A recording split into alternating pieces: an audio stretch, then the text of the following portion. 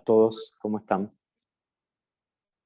Muchas gracias en primer lugar, profesor, por la convocatoria, por la invitación a participar de este espacio de diálogo, de este espacio de reflexión que es tan útil como imprescindible y más proveniendo de un ámbito como el nuestro, que es la universidad pública.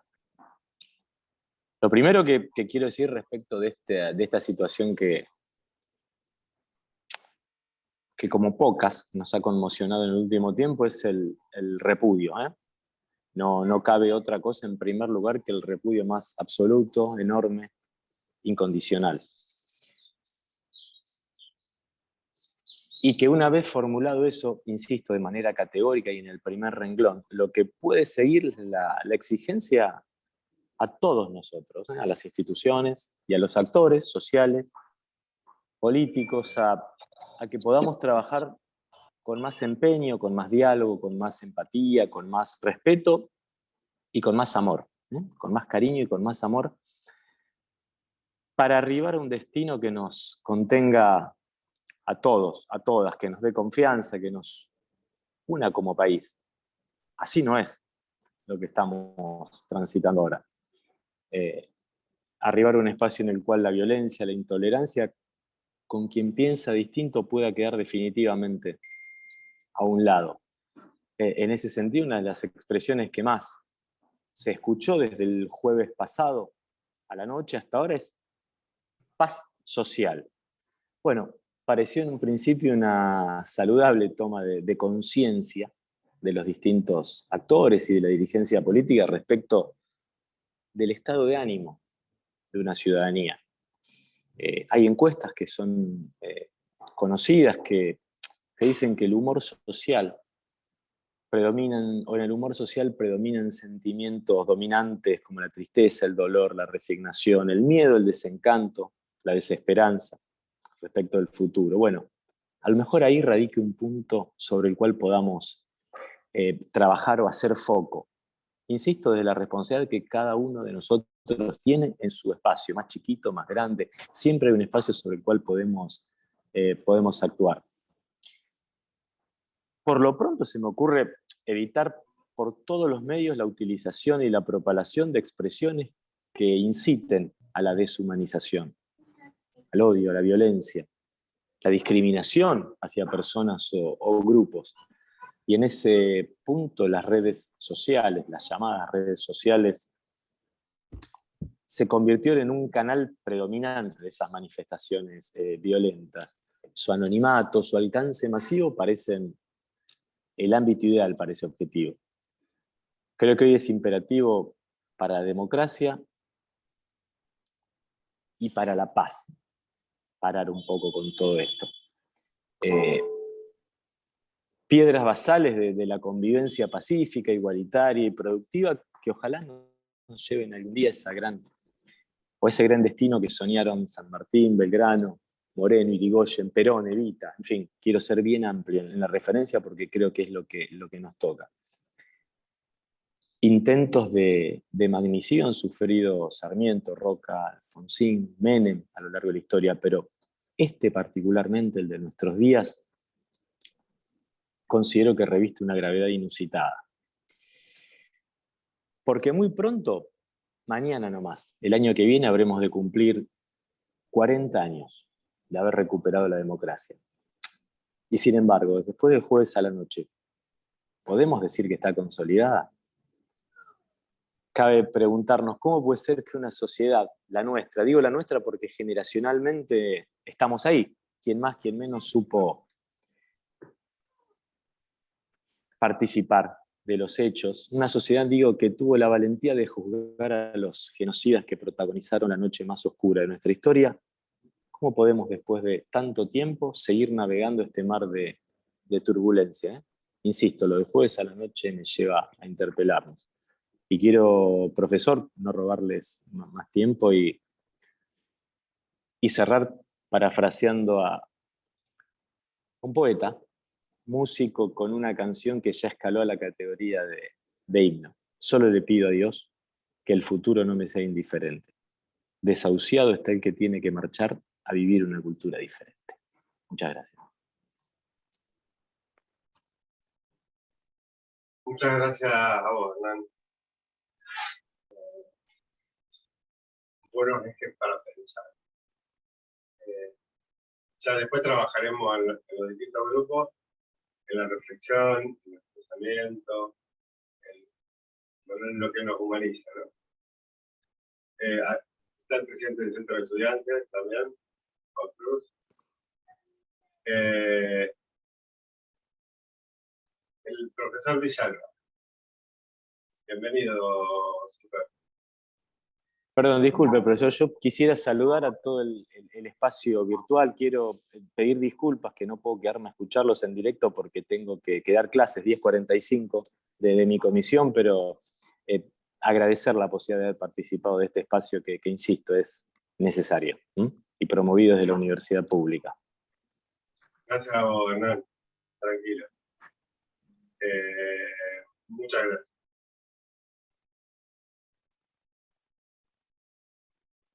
Alejandro Villalba.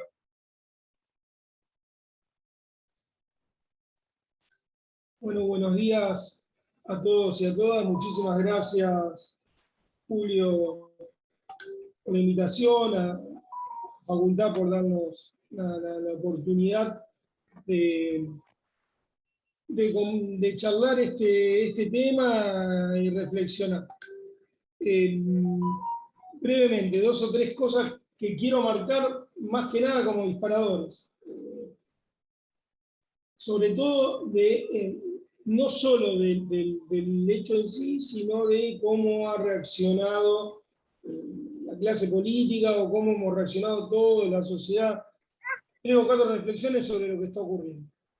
En primer lugar, aquí me decían que la mayoría son alumnos de la facultad y que son quienes han propuesto esta iniciativa, así que la verdad que no queda más que felicitarlos por esto y bueno, un poco es hacia quienes dirijo estas 3 o 4 reflexiones.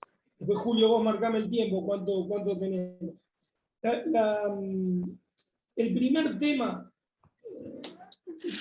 es, como ha dicho el decano, y me parece que es la primera reflexión, que no se ataca a la víctima. Es decir, acá no hay teoría de los 2 demonios. Acá se intentó asesinar a la vicepresidenta de la Nación y lo único que nos queda es el más enérgico repudio, es pedir que se investigue, es estar del lado de la persona que fue agredida. Está claro, esto es un tema, no hay, la víctima no tiene la culpa de lo que le ocurrió. Está claro, es decir, independientemente de cualquier análisis que podamos hacer, que nos guste o no, cómo se comportan nuestros dirigentes políticos, que estemos o no alguno de un lado de la grieta, que no nos guste cómo se actúa en política, pueden insistir, acá no hay teoría de medios, acá no hay nada, cero responsabilidad o culpa de la persona agredida en cuanto a un intento de asesinato. Esto es lo primero que quiero despejar. Nosotros nos tenemos que poner del lado de la persona agredida de la víctima. Ustedes acá están tirando derecho, la mayoría, o por lo menos la cartera que nos solicitó esta charla. Entonces, este es el primer punto que tiene que quedar en claro para nosotros. Después, algunas otras cosas que han surgido y que quizás nosotros nos queden para reflexionar. Yo las voy inspirando, después ustedes las seguirán en su cátedra, hace tiempo nosotros mismos. El tema de la violencia política, el tema del discurso del odio, lo planteaba Julito al principio, y el tema de también de si hay una construcción o no que nos ha llevado a esto que ocurrió, porque también de alguna manera rápidamente se señalaron se señalaron culpables. Obviamente hay, si bien obviamente el culpable es la persona que disparó, que intentó matar a la presidenta, y lo que hay que ver es si aquí nosotros hubo una construcción que se llevó a eso o cómo se llegó a eso. Evidentemente sí hay una construcción y no hay una sola causa. Esto es una cosa que nosotros también tenemos que evaluar. Yo pensaba, una de las cosas que me gustaría que quede reflexionada en un texto, si pueden ver en el diploma, José Nathanson tiene un texto muy bueno en estos días, y él reflexiona sobre, sobre el hecho ocurrido y un poco en parte quiénes han sido los agredidos, es decir, no es solo la vicepresidenta, sino que a lo largo de, digamos, podemos marcarlo, del 83 a esta parte, ha habido algunos otros. Se mencionaba el Alfonsín, ha habido otros hechos, pero también ha habido agresiones, por ejemplo, Julio López, actualmente ha sido secuestrado, nunca se supo qué ocurrió, en el marco de una causa.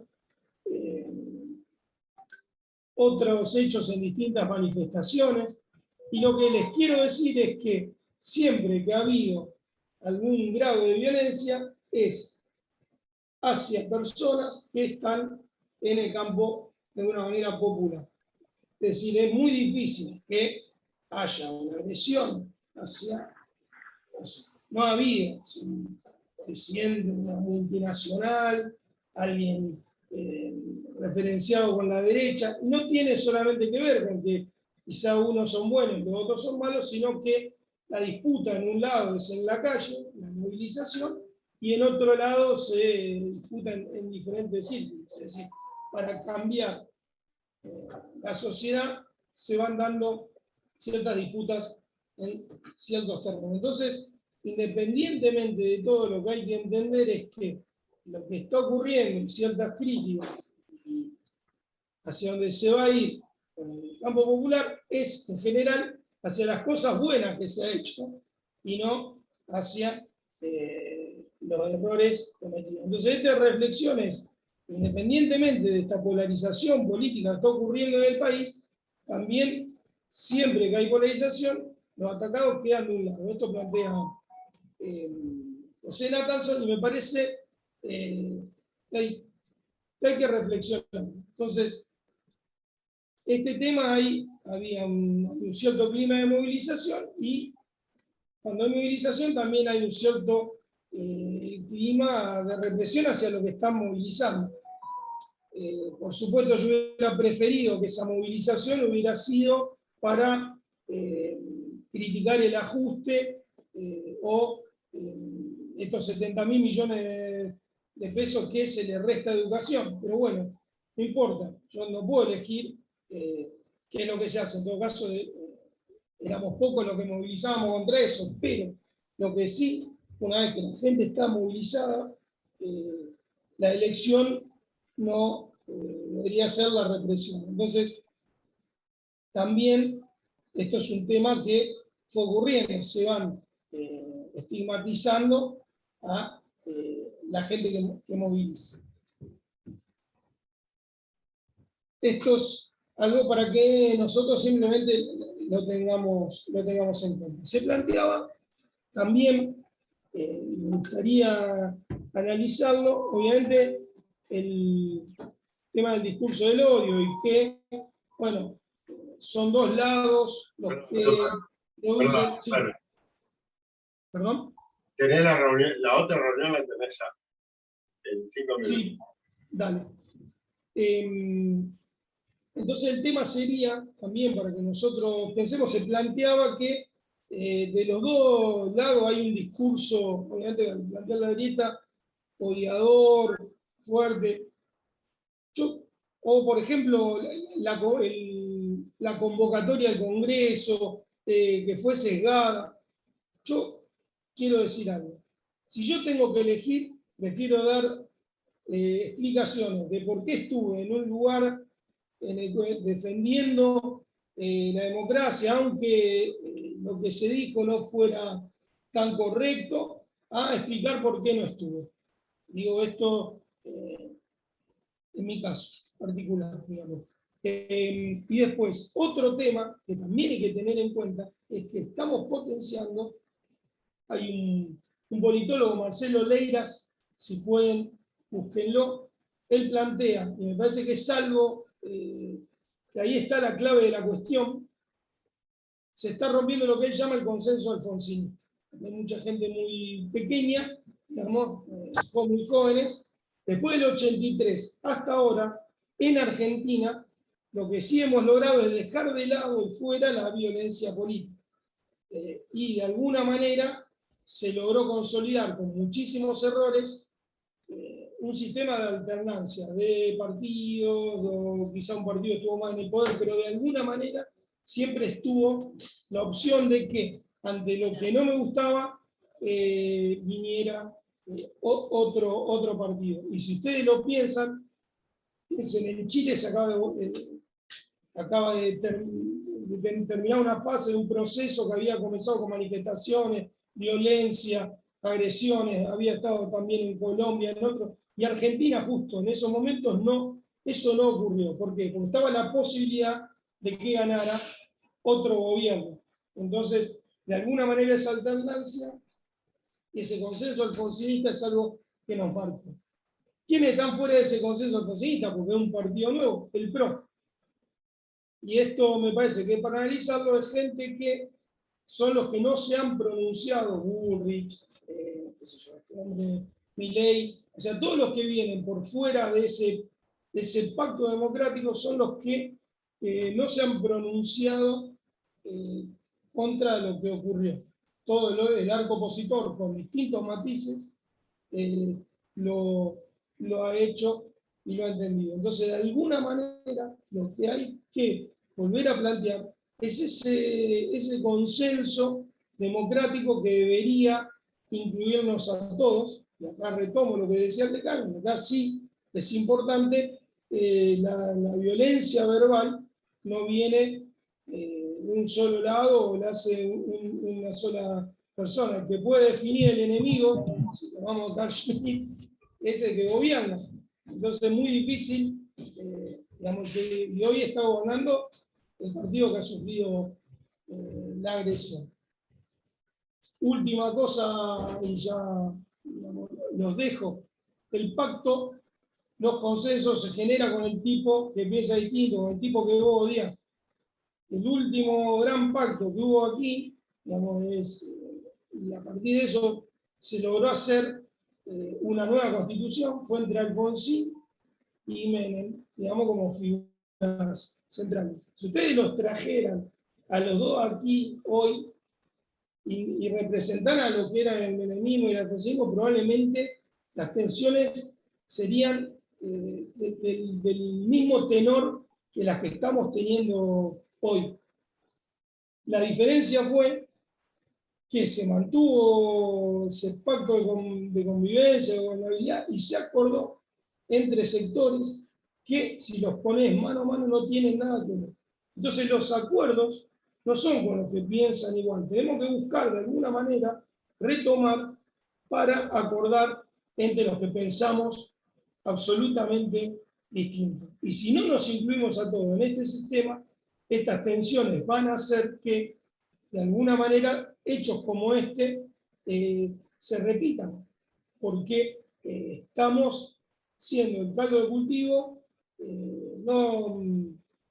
no solo de un loco aislado o un loquito, que es lo que se está intentando instalar, sino de un sistema que produce que estas cosas ocurran. Les pido disculpas por la extensión, creo que estas son las ideas que yo más o menos quería marcar, y nuevamente agradecerles la oportunidad de estar acá. Gracias, Alejandro. No sé si está porque no lo veo en esta pantalla, pero puede ser que las otras sí. Si está Carlos del Tren, que también tenía una actividad.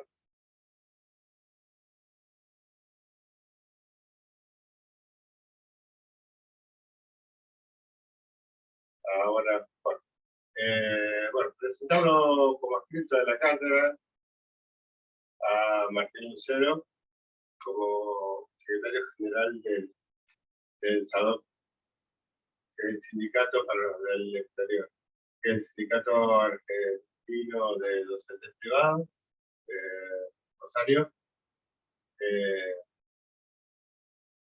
que también va a compartir algunos disparadores para nuestra reunión. Martín, bienvenido y gracias. Hola, ¿cómo les va a todas y a todos? Muy buenos días. Bueno, en primer lugar, gracias por el espacio, por poder charlar un rato con todas ustedes. Creo que creo que en la vida de las instituciones, en la vida de la democracia, hay líneas que parten aguas, ¿no? Y quizás lo que a mí más me interpela es que no sé si toda la sociedad, o estoy seguro que no toda la sociedad, ha tomado dimensión de lo cerca que hemos estado de un baño de sangre en este país. Si mataban a Cristina el viernes, esto iba a ser un montón de iglesias locales partidarios quemados de un lado y del otro, digo, ¿no? Porque no, íbamos hacia una situación fratricida, obviamente envalentonada por los discursos de odio que vienen de la derecha, pero a veces quizás sin pensarlo demasiado también tienen su correlato en otras expresiones, ¿no? Yo recuerdo haberme molestado mucho cuando algunos militantes del campo popular hablaban de que había que quemar el país, ¿no? Y uno consideraba que no es el momento de andar generando presión sobre ese tipo de cosas, más allá de una crisis que compartimos todos. Entonces creo que también hay que ser muy, pero muy respetuoso de las instituciones y de la democracia. Seguramente que tenemos que trabajar sobre los disensos, tenemos que trabajar sobre los distintos pensamientos, quienes tenemos algunos cargos de responsabilidad, aunque sea mínima en el gran contexto de las responsabilidades que hay en la República Argentina, también tenemos que hacer quizás nuestro mea culpa y pensar cómo aportar en lo positivo. Pero creo que si nosotros no tomamos dimensión de lo que estuvo a punto de pasar el jueves, vamos a volver a cometer ese tipo de errores, ¿no? Y en eso me parece que hay que marcar con firmeza, creo que debería ser desde todos los sectores políticos quienes fomentan este tipo de situaciones, ¿no? Entonces, hoy yo la escuchaba a Carrió, digamos, que es una persona que obviamente no comparte, pero decía, bueno, hay cosas que son innegables, el hecho pasó, o sea, casi la matan a Cristina. Y esa actitud, digamos, viniendo de una referente política, uno la puede entender, más allá de toda la lectura que haga después y que termine en otras cuestiones, como decir, bueno, hay una actitud de maduración, o sea, negar el atentado es terrible. O sea, digo, creo que la valoración de las cuestiones entra dentro del debate, que habría que profundizarlo, pero la negación del hecho es terrible. O sea, el negacionismo respecto de los hechos que atentan contra las instituciones es complicidad de la destrucción de las instituciones. Desde el nazismo para acá, no le demos demasiadas vueltas. Digo. Negar los atentados contra las instituciones es conspirar contra las instituciones. No. Hay que hacerlo con todas las letras. Después uno podrá hacer su lectura, uno podrá coincidir más. Yo no pretendo que un político de derecha o una política de derecha coincida con la idea que uno tiene, digamos, ¿no?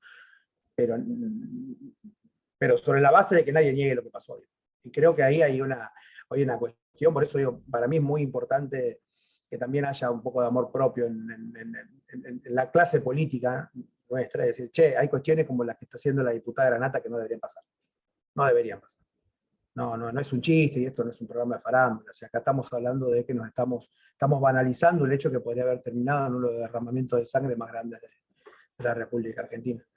Y la otra situación es, digo, habría que pensarlo, ¿no?, desde nuestro lugar, desde la cátedra vinculada a derechos humanos y con toda la problemática que abordamos, en cuánto le es funcional la grieta a los derechos humanos y en cuánto es una negación de los derechos humanos, ¿no? Porque el exacerbar diferencias tiene que ver con apuntar en muchos casos a la radicalización de ideas, y sabemos que la radicalización de ideas termina siendo una negación de los derechos del otro, por derecha, por izquierda, por centro, por donde lo quieran hacer. Entonces digo, la grieta que tanto le sirve a la clase política, ¿le sirve a la gente? ¿Le sirve a la sociedad? ¿Le sirve a la comunidad? ¿De qué hablamos cuando hablamos de la grieta? De la negación extrema de las ideas de la otra persona. Y cuando nosotros más agrandamos la grieta, más radicales nos quedan. Y a partir de ahí, bueno, o sea, Julio lo ha desarrollado ampliamente en las clases, y, ¿no?, todos los discursos radicalizados terminan en la negación del otro o de la otra. Digamos. O sea, es esa la realidad, y en la desnaturalización del concepto de humano de la otra persona, o de humana de la otra persona. Es la negación de la persona por sus ideas. Es la negación de la persona por sus ideas. Entonces, el crimen político no es un crimen. Es la negación de la persona por la idea que tiene. Entonces, creo que a partir de ese día, quizás nosotros no lo teníamos, o sea, lo tenemos claro, digamos, pero hay una generación entera de nosotros que no lo vivió. No vivió la época del crimen político, del crimen por las ideas. Bueno, creo que el trabajo es fortalecer eso desde un discurso de responsabilidad. Yo creo que hay profunda responsabilidad de nuestra clase dirigente de asumir, valga la redundancia, responsabilidades. La política no es una guerra. La política es un servicio público. Quienes militan, quienes hacen política, quienes están en cargos públicos, o quienes estamos en organizaciones intermedias, o quienes son militantes del P, no realizamos nuestra militancia en función de una guerra. Realizamos un servicio público, un servicio a la comunidad, un servicio al otro. Un servicio a la persona, un servicio a alguien ajeno a nosotros mismos. Digo. Entonces creo que la naturaleza misma de la negación del otro está fuera de la política. Está fuera de la política. No hay que hablar de violencia política, hay que hablar de violencia criminal y fratricida, ¿no? Es violencia contra las ideas, erradicando a las personas. Entonces creo que ese lugar nosotros no lo tenemos que dejar de tener presente, y que la grieta radicalizada lleva a la negación de las ideas. Y lleva a la negación de las ideas legitimando la eliminación de las personas. Esto es en la Argentina o es en cualquier lugar del mundo. La radicalización implica borrar las ideas, borrando a las personas. No hay muchos ejemplos en el mundo en el cual no haya pasado esto. Por derecha, por izquierda, el régimen totalitario. Bueno, Julio lo ha descrito mejor en muchísimas de las clases que hemos visto y en los materiales de la cátedra, pero me parece que lo que tenemos que aportar es eso. A la clase política argentina se le está yendo de la mano en la grieta, y cuando se le vaya de la mano en la grieta se le van a ir de las manos el control de la situación social, por un lado o por el otro. Les agradezco este ratito, digo, no quiero monopolizar el uso de la palabra porque me gustaría escuchar al resto de quienes están aquí. Bueno, gracias, Martín. Un afecto grande.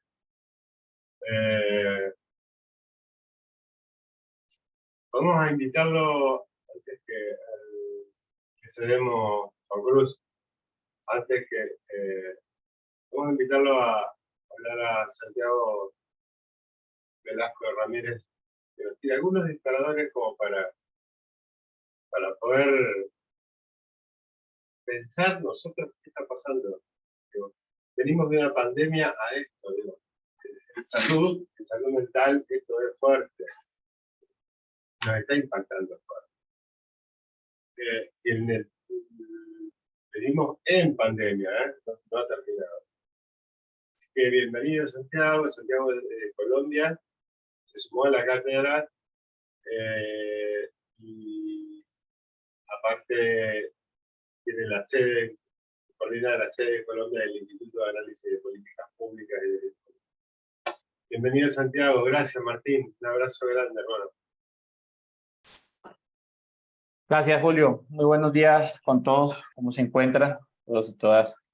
Qué gusto saludarlos. Bueno, no quiero como alargarme mucho, pero hay un disparador puntual que me gustaría traerles de referencia, teniendo en cuenta la experiencia que hemos tenido acá en Colombia, ¿no?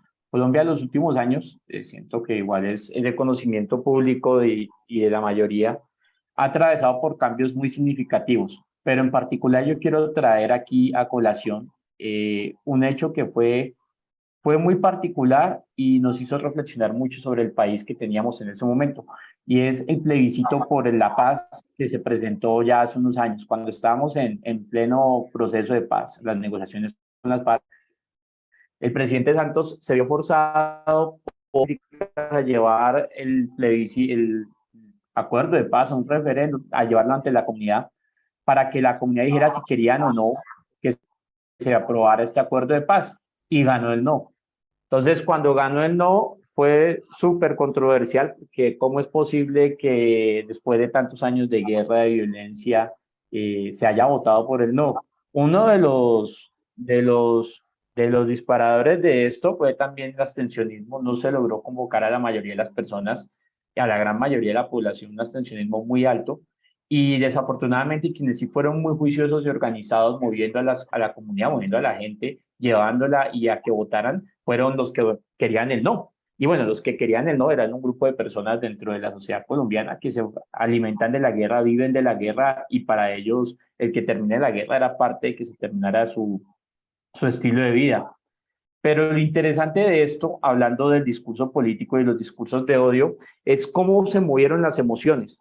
Entonces, nos encontramos en un escenario donde las redes sociales estuvieron muy, muy activas, pero de una forma brutal, y ganó sobre todo el miedo.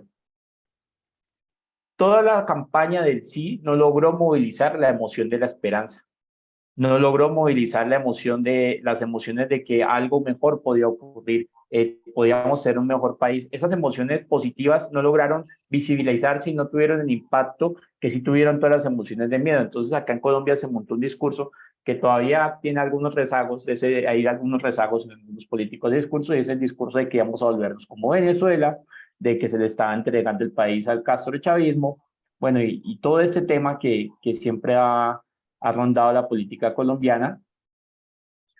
Y resulta que fue muy fuerte cómo ellos organizaron, en estrategia, en contenido, lograron movilizar mucho el Internet, tanto que tuvieron menos publicaciones, pero esas publicaciones tuvieron una mayor cantidad de interacciones y lograron hacer que la gente dijera, oye, de pronto si votamos sí al acuerdo de paz, pues algo va a pasar. Entonces, es interesante. Yo le compartí a Julio el documento ahorita en el grupo de adscritos para que también lo compartan. Me gustaría que lo compartas, porque hay un análisis muy bueno de cómo fue todo ese discurso de odio, cómo fue todo ese discurso en las redes sociales, todo lo que se montaron en los memes, y cómo la falla que tuvo el movimiento por el sí, no lograr movilizar las emociones. Entonces, hay algo ahí para reflexionar, y es de qué manera nosotros estamos movilizando emociones positivas que nos permitan entrar en diálogo. Últimamente permitimos que aquellos que movilizan estas emociones negativas se organicen mejor, se estructuren mejor y terminen ganando espacios en donde nosotros deberíamos estar moviéndonos de una forma más activa. Entonces, ¿qué nos hace falta? Y fue la pregunta que venía después de decir, ¿qué fue lo que nos hizo falta para lograr convencer a la gente, hacerla entender de que, oye, si es necesario el discurso, si es necesaria la paz, realmente necesitamos cambiar, darle otro rumbo al país, esto no puede seguir así? ¿Qué fue eso que hizo falta en ese momento para movilizar emociones? Porque tenemos los medios de comunicación, este gran tapete de medios de comunicación, las redes sociales, es un espacio gigante en el que nosotros necesitamos aprender a movernos, y la enseñanza que nos dejó ese plebiscito es, no podemos evadir esto, y es necesario que tomemos acciones claras y concretas, una estrategia definida, que podamos tener una organización y un orden que nos permita llevar estos mensajes positivos que transformen y que unan y inviten al diálogo y no se potencien estos discursos de odio. Como decían hace un rato, ¿no? La idea ahorita es siempre traer el diálogo a colación, pero que sepamos hacerlo, busquemos y miremos la estrategia que en nuestro país es más pertinente, o sea, no dejemos esto al azar, no dejar esto como que no en redes sociales los jóvenes comenzarán a hacer cualquier cosa, no, esto requiere de un estudio, requiere una estrategia, requiere de una organización para poder llegar con un mensaje adecuado a la comunidad, a las personas. Y cuando ya se entendió esto en Colombia, pues más adelante logramos el sí sí a la paz, y posteriormente se logró un cambio de gobierno que, bueno, en medio de sus vicisitudes, comienza el trasegar de unos cambios políticos bien interesantes. Entonces, eso quería dejarlo sobre la mesa, sobre cómo se debe organizar, cómo debemos organizarnos todos en, con esta motivación, ¿no? De transformar el discurso, pero no saber de que esto no puede ser al azar, no se puede dejar a que dejemos que la gente comience a publicar. Aquí tiene que haber una estructura, tiene que haber una organización, tiene que haber una intención clara, comunicativa, de cómo yo llegar a la comunidad y buscar transformar hacia ese objetivo positivo. Julio, pues te compartí el documento para que lo tengan a la mano y dejo esta reflexión. Gracias, Santiago.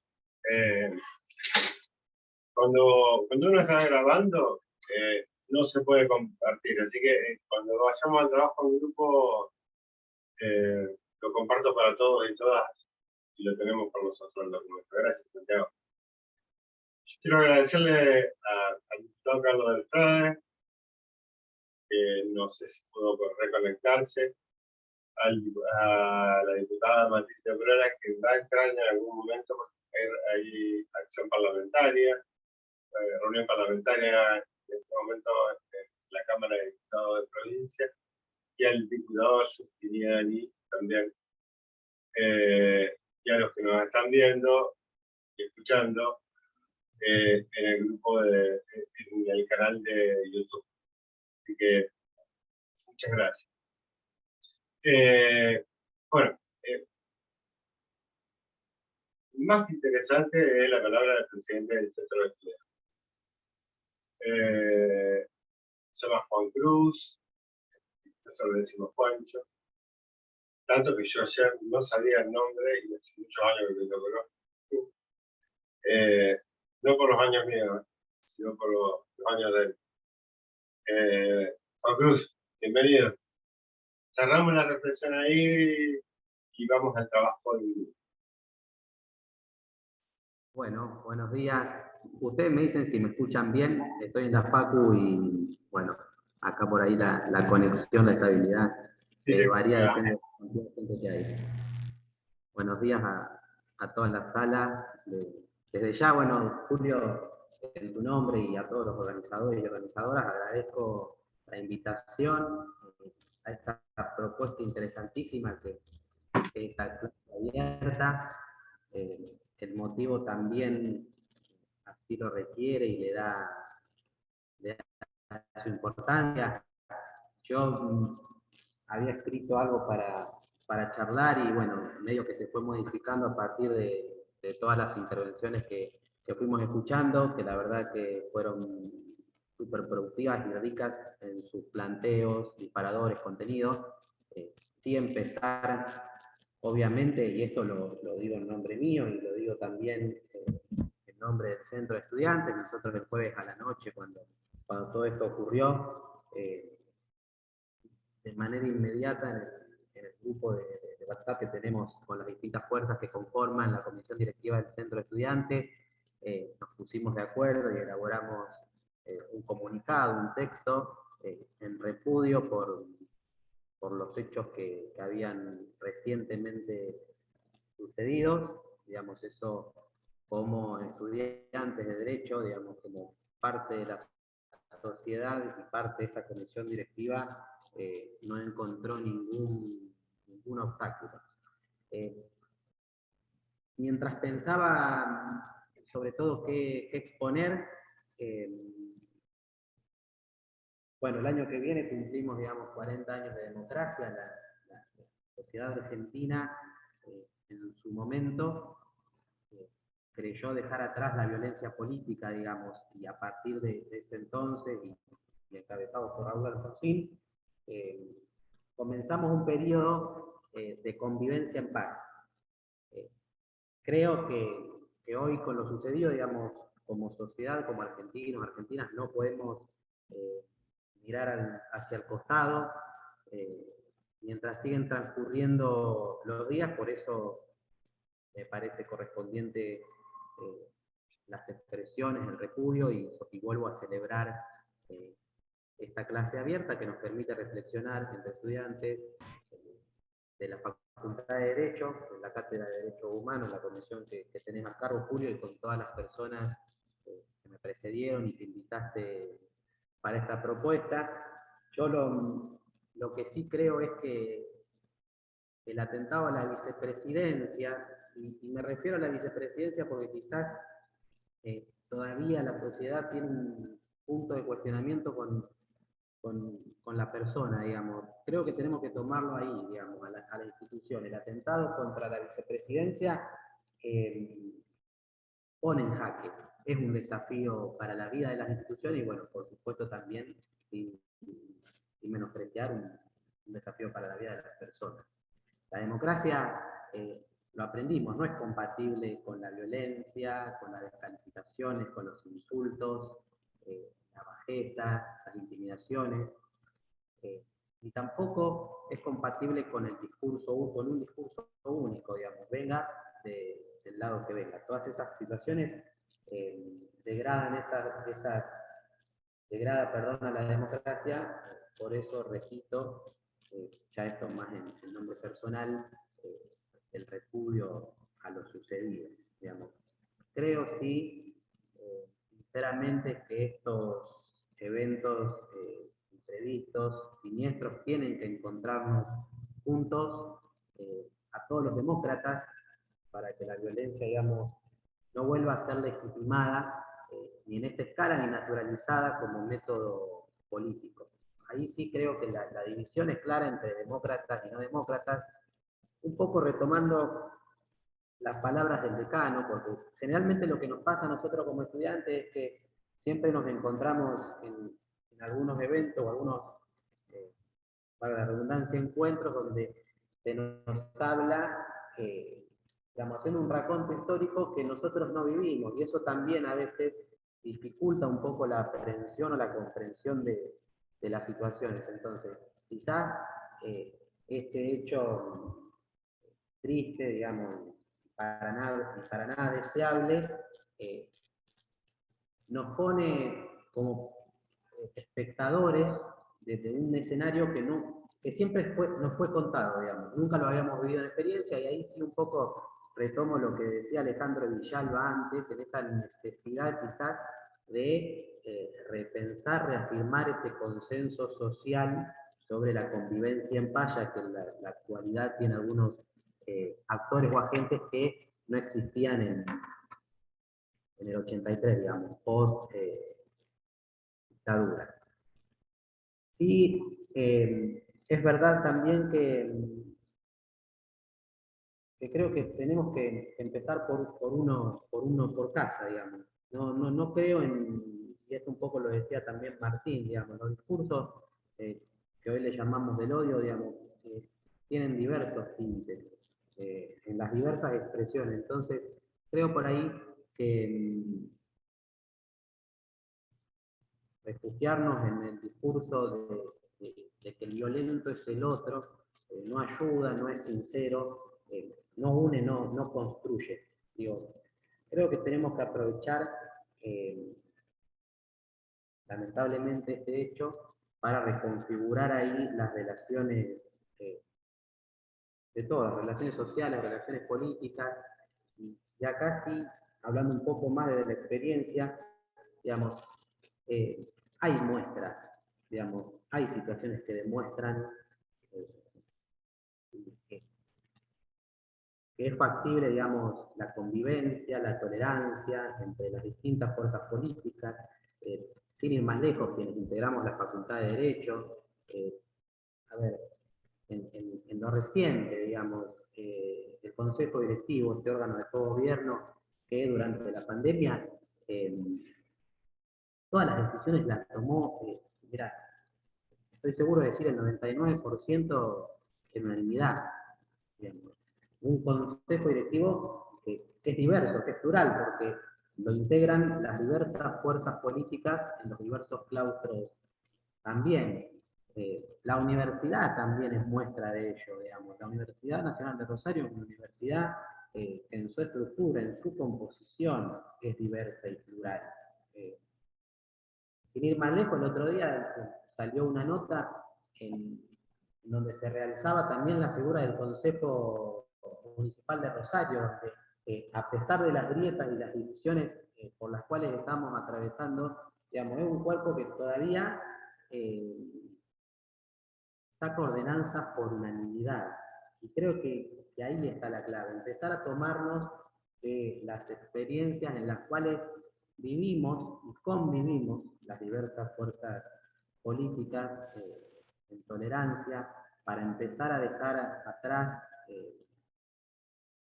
todas estas crispaciones que puede encontrar el ejercicio de la política. Digamos. Yo creo que tenemos que concentrarnos en el hecho, en lo que nos conmovió, digamos, y todo lo otro después se discute. Digamos, la sociedad tiene que tener, digamos, esa fortaleza y esa unidad ante una crisis, ante un hecho de esta dimensión. Y buscar, sí, a partir de ahora la oportunidad, digamos, de unir y ya no dividir. ¿Sí? Es necesario esclarecer este intento de magnicidio, ¿sí? Porque creo también que solo la verdad puede sanarnos este punto de inflexión. Y que esa búsqueda de la verdad, del esclarecimiento, digamos, de la investigación, también debe encontrarnos juntos, debe ser profunda y amplia, plural, ¿sí? Para que ya no queden algunos resquemores o algunas dudas, y este hecho de violencia política que nos toca atravesar a nosotros por primera vez como jóvenes, no vuelva a suceder. Vuelvo a celebrar, digamos, la invitación y esta propuesta, Julio, y estoy más que a disposición para seguir debatiéndolo. Muchas gracias. Gracias, Juancho. Bueno, somos muchos. Y eso reconforta. La propuesta fue de los estudiantes. Y la universidad pública se puede dar este gusto de decir, abro el aula. Digo, pues el aula es de todos y de todas. Bien, vamos a ir a trabajar, a reflexionar en grupo. Algunos disparadores han tirado, otros pueden charlarlo ustedes con total libertad. Los grupos no se graban, por lo tanto cada cual puede decir ahí con mucha tranquilidad lo que le pasa, lo que siente, lo que le pasó, qué pensaba antes y qué piensa ahora, cómo se manifiestan estos discursos del odio y práctica del odio. Porque hay una praxis del odio instalada, que nosotros generalmente la negamos, creo que como una actitud de supervivencia. Pero como decían, bueno, sobre todo los que lo vivimos, los dirigentes gremiales, los docentes de los paros, nos dicen, bueno, hay una práctica, ¿no? Para que algo pueda ser síntoma, tiene que haber algo que se está moviendo. Quería retomar esto que alguno de los amigos dijo, la constitución del discurso del odio es justamente convertir al otro en loco. No hay otra edad, no hay un otro, hay un objeto. Y ese objeto puede ser descartable o mandado a la papelera de reciclaje. No robamos más tiempo, después con Silvana vamos a hacer la cartografía de las violencias. Silvana Gadea, del programa de Educación para la Paz también. Y secretaria del SADOC. agradecerles a todos y aprovechen mucho el trabajo en grupo porque si bien el feriado tuvo un significante, admito de no poder hablar, me parece que debemos tramitarlo y hacernos cargo de lo que pensamos, de cómo lo pensamos, y también animarnos a desarmar lo que pensamos con la palabra del otro. Ahí el otro es sujeto, y a eso apuntamos. Como le decimos siempre, y lo decíamos en una asamblea el otro día, toda práctica supone una ética y supone una acción política, pública. Y en materia de derechos humanos, bueno, ahora lo dejamos en un espacio privado, pero después haremos una cartografía de lo de hoy. Gracias a todos, seguramente se va a ir incorporando gente que me está escribiendo. Los que están en YouTube lo están haciendo, ya están coordinados para dividirse en grupos. Y Zoom solo los va a mandar a los grupos. Así que van a ser grupos chicos, conózcanse, tenganse confianza y tienen las ideas que a ustedes les parezcan y lo que les parezca que nosotros también lo podemos repensar y podemos profundizar qué nos está pasando hoy. Samsung ya está por abrir las salas, acéptenlo. Y bueno, y nos encontramos para el cierre final, la cartografía de las violencias.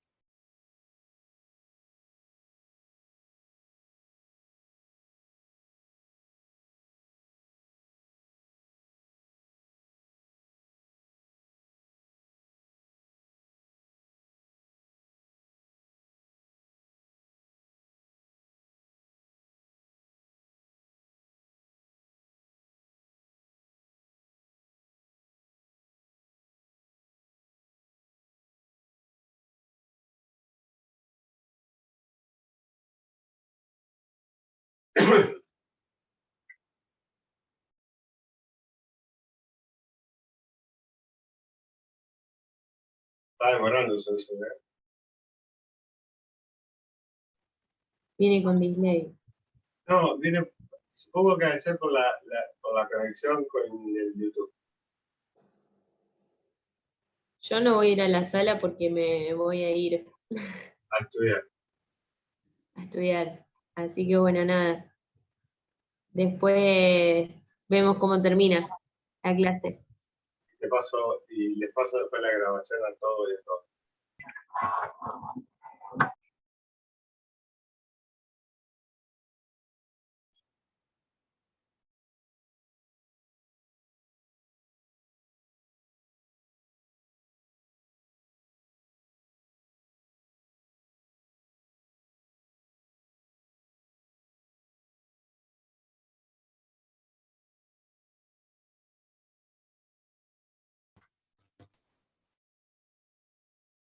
Hola. Hola. Hola, Hola. ¿cómo va? Hola, hola, acá estamos. Hola. Hola. Le quería agradecer a Santiago por la charla que tuvimos. Sí, ¿estás, Y- Santiago, o estás en sala todavía? Está ahí. Sí, acá estoy. Te quería agradecer por la charla, Santi. Dale, con gusto.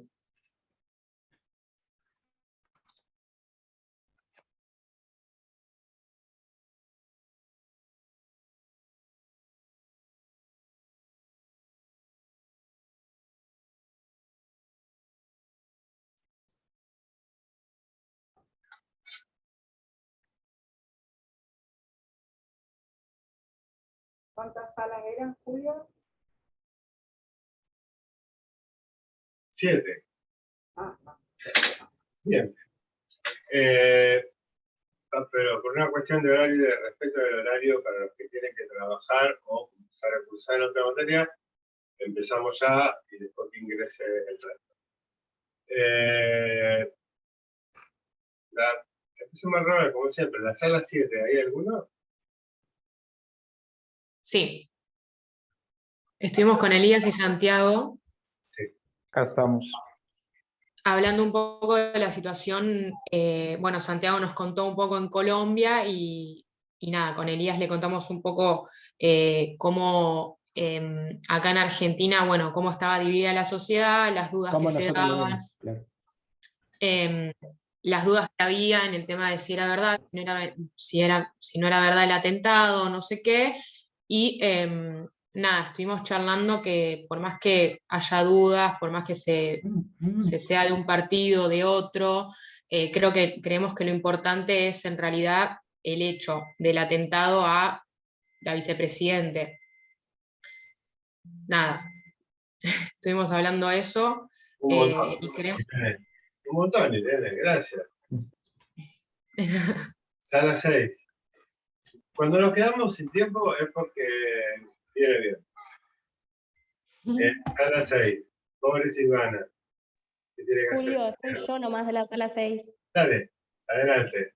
Nosotros también, más allá de todo lo que pasó, creemos que lo relevante es el hecho hacia esta figura política. Pero más que nada o sea, sí, tiene sus dudas, ¿no? Respecto a todo, pero, o sea, es grave y también, o sea, pensamos con respecto a lo que dijo Juancho. Pero no, sí, fue algo gravísimo y más allá de nuestras opiniones políticas y todo, no, sí. Y acá está la otra chica. Gracias. Sí, Gabriel, toma. Hola. Hola. Sí, nosotras estuvimos hablando de que creíamos lo mismo que expuso Juancho, de que más allá de la persona y del ataque hacia la persona, es un ataque hacia la institución de la vicepresidencia. Es grave, es muy grave, porque así como se dio este hecho, si no se pone un freno a los discursos de odio que hay en redes sociales, en medios de comunicación, esto puede volver a suceder. Gracias, chicas. No, 5. Sala 5. Sala 4. Sala 3. Sala 3 somos nosotras, con Sofi y Lara. Nosotras estuvimos hablando más que nada del tema y decíamos que, claro, o sea, que tendría que centrarse el eje en el hecho, en realidad, en vez de discutir. Muchos empezaron a hacer en las redes sociales y demás, lo metieron para el lado de la política, y creemos que el hecho es muy malo en el sentido de que se atacó a la vicepresidenta y a la democracia en sí. Y bueno, nada, no sé, mis compañeras, si quieren. No, sí, es que también que la violencia no sería la solución a todo esto. Es terrible lo que pasó, más allá del pensamiento político que tenga, fue terrible y tiene mucho alcance justamente por la persona, pero fue terrible. Gracias. 4. 3. 2. Nosotros, Julio, eran ellas la sala 3. Ah, perdón. 2 y 1. Adelante. Yo estuve en la sala 2 con Silvana y Oriana, y tal vez no nos enfocamos tanto en el hecho, sino que fuimos más a hablar de distintos tipos de violencias, como las violencias simbólicas, que Silvana nos contó un poco de qué trabaja, y fuimos exponiendo nosotras donde veíamos otros tipos de violencia, y hacer un énfasis también en que si bien el ataque fue una institución, también tiene mucha relevancia el hecho de que nuestra vicepresidenta sea una mujer, y donde nosotras veíamos distintos tipos de violencias más referidos también a la personificación femenina. Qué tema. Lo que no es tener tiempo hoy. Justo eso estaban planteando en Colombia, en Barranquilla. Hay un sesgo, dice Diana, hay un sesgo de género. de un atentado con sesgos de género. El grupo 1 y el cierre de Silvana. Hola Julio, nosotros en el grupo 1 estuvimos con Tefo Eugenio. y con Adriana, y bueno, Tefo no puedo comentarnos mucho porque justo tuvo problema con el audio, pero bueno, intentamos hacer un debate así, chat, audio, así como un meet, y bueno, analizamos un poco todo, o sea, y obviamente condenamos el hecho, o sea, nos parece que fue una aberración, un acto cobarde, lo calificamos porque es un acto cobarde contra la democracia, que no era la forma de solucionar de cualquier forma una diferencia política, no es la forma nunca.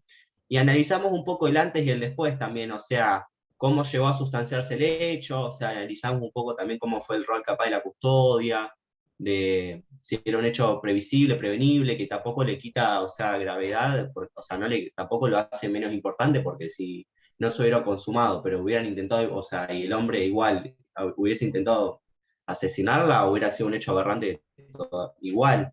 Y bueno, y después el hecho posterior, que fue un poco lo del feriado, si había sido una buena decisión, que en realidad consideramos que el feriado fue un error porque la gente en el ámbito académico, en su trabajo, lo podría haber discutido también, que en realidad el feriado había entorpecido un poco la discusión.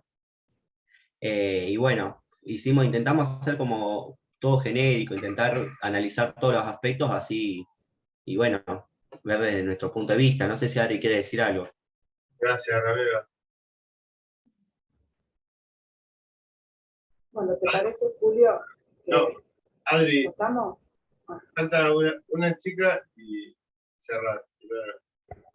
No, bueno, básicamente como decía Ramiro que estábamos hablando, yo decía más allá de que si se está especulando en este momento si realmente fue o no fue, el tema es que sucedió.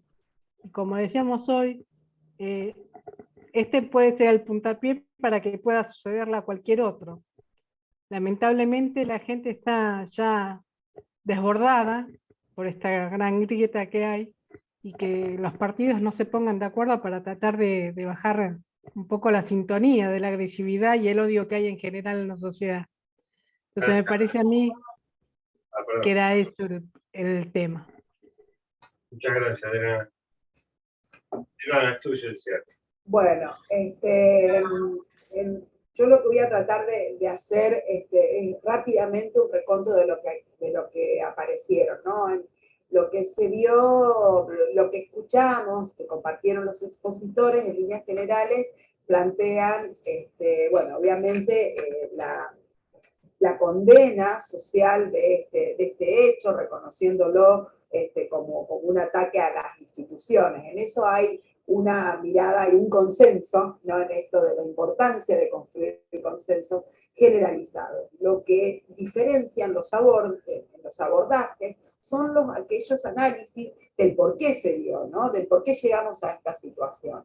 Y bueno, y algunos plantean que responde a una violencia que es mucho más allá de la grieta, que tiene que ver con un modo de proceder de la violencia política, que tiene que ver con una violencia social establecida, por eso el reclamo de la paz social, ¿no? Hay una inseguridad social, y cuando hablamos de inseguridad social, es una manifestación de esa debilidad, de esa violencia social que nos viene atravesando y que viene minando la paz. Y que tiene que ver con que Julio decía hoy, la política se piensa desvinculada de lo ético, ¿no? Y cuando perdemos la dimensión ética de las prácticas sociales y políticas de la comunidad, allí vamos por un lugar muy peligroso, ¿no? Entonces, por ejemplo, en uno de los grupos, en el grupo que a mí me tocó compartir, una de las compañeras, que no sé, Oriana, si estás presente, ella planteaba el grado de violencia que se ejerce en los lenguajes, ¿no? Y ella decía, hay una gramática violenta instalada en la sociedad, en la cual no podemos comunicarnos si no es imponiendo una verdad determinada, imponiendo un abordaje, una fundamentación que inhabilita a las demás y a los demás al disenso, ¿no? Entonces, esto también, por lo que se han escuchado acá, la necesidad de dialogar sobre el tema. Ramiro decía que él opinaba en su grupo, opinaban de que el feriado obturó la discusión, ¿no es cierto?, el debate, por lo menos en los ámbitos académicos. A lo mejor fue el momento, como dice Emiliano Guglio, de gritar, que se los recomiendo, un artículo muy breve de Anfibia, que dice que fue un grito de cuidado lo que ocurrió, ¿no? La gente necesita de hacer pública esta necesidad de cuidarnos, porque también lo que se pone en juego, que no salió, fíjense, en las mesas, pero sí salió al inicio, entre algunas de las exposiciones, es qué pasa con los cuidados, qué pasa con el cuidar la vida del otro. La vida del otro no vale, ¿no? Y lo sabemos muy bien. Bueno, Santiago, en Colombia, hemos compartido distintos recorridos, sabemos lo que pasa allá, sabemos lo que pasa en la ciudad de Rosario. Entonces, hay una necesidad imperiosa de cuidarnos, ¿no? Hay autores como Luigi Soja, que plantea la muerte del prójimo. El mismo discurso del Papa plantea la necesidad de volver a instalar una política del cuidado. Y cuando hablamos de política del cuidado, tiene que ver con respetar la vida del otro, sus intereses, sus necesidades, sus pareceres, ¿no? Entonces, salió en uno de los grupos la importancia de poder establecer nuevas formas de comunicación. En el último grupo dijeron, hubo un ataque a las instituciones, en los dos últimos grupos dijeron, producto de una violencia simbólica, de una violencia desatada por los medios de comunicación, que es avivada, agitada, diríamos, en la jerga habitual, en un lenguaje más coloquial, avivada por las expresiones que se multiplican en una línea y en un sentido. Entonces, en uno de los grupos salió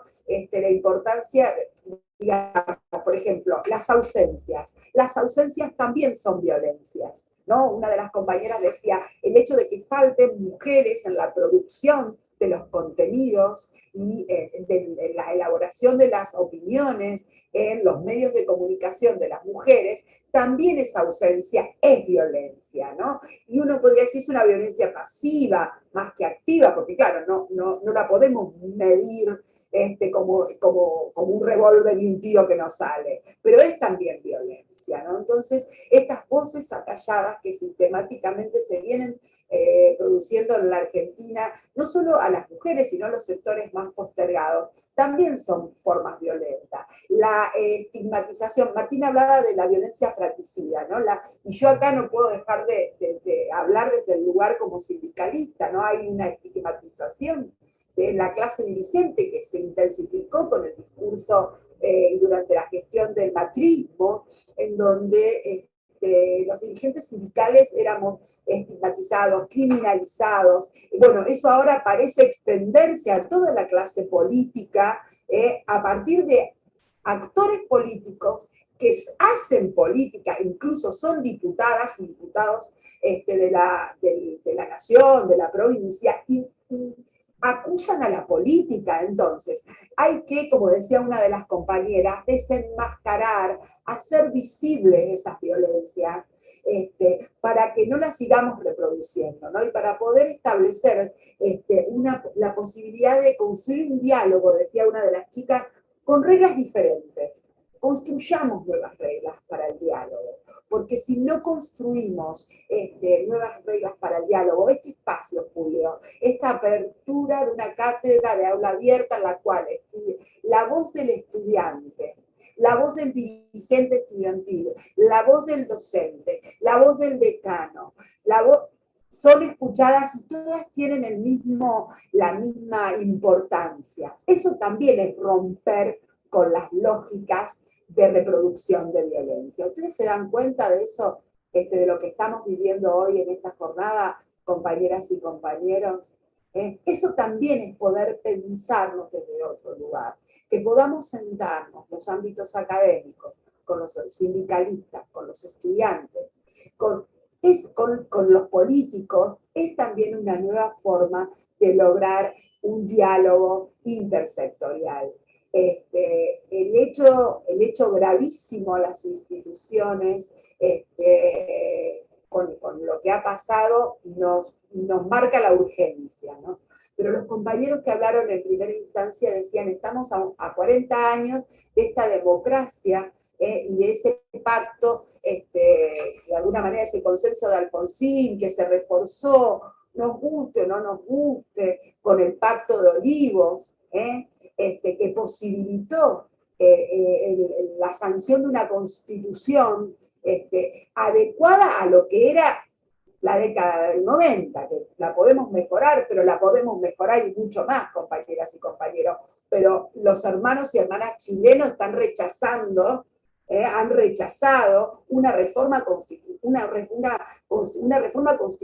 que podía haber sido la puerta para salir de una reforma de una constitución autoritaria como la que los rige actualmente de Pinochet. Bueno, las urnas y los hermanos chilenas tienen la libertad y este es el juego de la democracia. Pero digo, nosotros, como argentinas y argentinos, la posibilidad de volver a pensar nuevos pactos de convivencia que nos posibiliten hacer una nueva construcción social, ¿no? Una nueva gramática libre de violencia. Creo que esa es fundamental y que en este espacio lo estamos haciendo, y si me permitís, Julio, invitarles a quienes no participan a que se sumen a los seminarios que venimos haciendo junto a otras hermanas y hermanos latinoamericanos, pensando desde la educación nuevas formas que posibiliten el desarrollo de los derechos humanos, la práctica y el respeto a la dignidad humana. Gracias.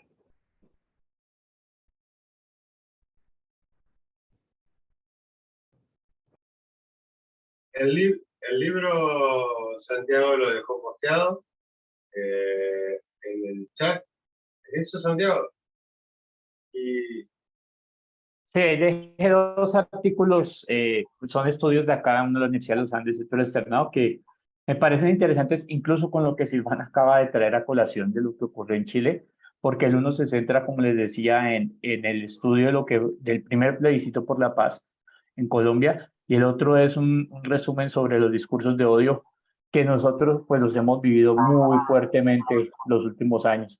Entonces, por eso acá en Colombia siempre ha sido un tema de discusión, hasta la última elección presidencial era un tema frecuente y recurrente de discusión a raíz de lo que vivíamos en las redes sociales cotidianamente. agradecerles a todos y a todas, y nos estamos viendo con algunos el jueves y otros nos encontrará la vida en la calle o en la red. Gracias, Julio. Nos vemos. Gracias, que estén muy bien. Chao, Julio, gracias. Muchas gracias. Muchas gracias por la palabra.